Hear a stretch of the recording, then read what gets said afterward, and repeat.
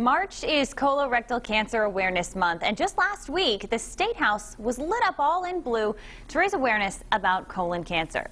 Here to talk about this year's theme and share important life-saving information is Dr. Akui Asombeng from the Brown Medicine Endoscopy Center. Good morning. Welcome. Good morning. Thank you. Thank you for having us. Thanks for being here in such an important month. We're going to talk a little bit more about, detection of colon cancer in just a little bit. But is this a cancer that is beatable and treatable? Oh, yes, absolutely. Colorectal cancer is definitely beatable. It's preventable and it's treatable. Yes. Always yes. Nice to hear. Yeah. So if you are someone or you know someone who is diagnosed, it's nice to know that there is some hope there. Yes. Let's talk about the screenings. Has the pandemic impacted the screenings, and when do you suggest we get screened for something like this? So with the pandemic, there's definitely been a decrease in terms of the number of people who are getting screened, due to the whole social distancing. Right. But in terms of when you should get screened, so it depends on your risk. Okay. So if you're an African American, Black, you should get screened at age 45. If you're not Black, African American, you should get screened at 50. However, if you have a family history of colorectal cancer, and that family means a first-degree relative with colon cancer, so whether it's a parent, a sibling, or a child who was first diagnosed at age less than 60, then you're considered to be high risk.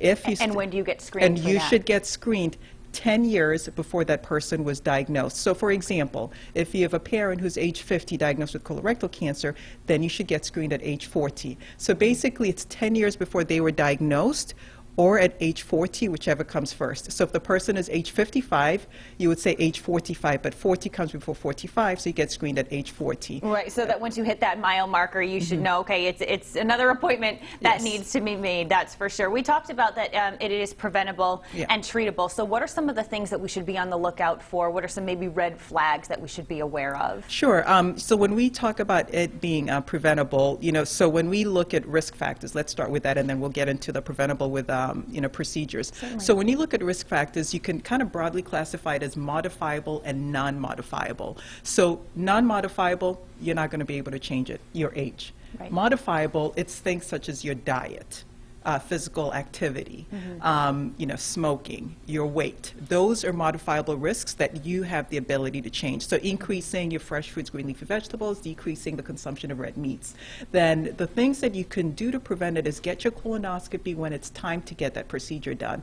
Get screened. Any screening is better than no screening, meaning you can get the stool test where they check for blood, or you can get the colonoscopy itself. So when you get a colonoscopy, which is an endoscopic procedure where we look at the lining of your colon, sort of like this model, where we look at the lining of your colon, we're able to detect something known as polyps. So polyps is sort of an abnormal growth.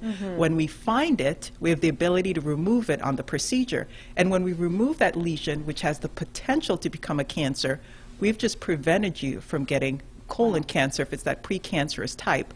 Or if we do the procedure, we're able to find a colon cancer at an early stage, so then you're in the position to get the treatment that you need to prevent any sort of progression or spread to any other parts of your body. Kind of goes in line with some of the other cancers that we've been hearing about. Early detection is always the best detection. Hopefully you can treat it and then avoid something later on down the line. Exactly, yes. Doctor, thank you so much for coming in. I feel like we've already learned a lot, but if you'd like more information, you can head on over to roadshow.com, and if eligible, be sure to make an appointment for your screening.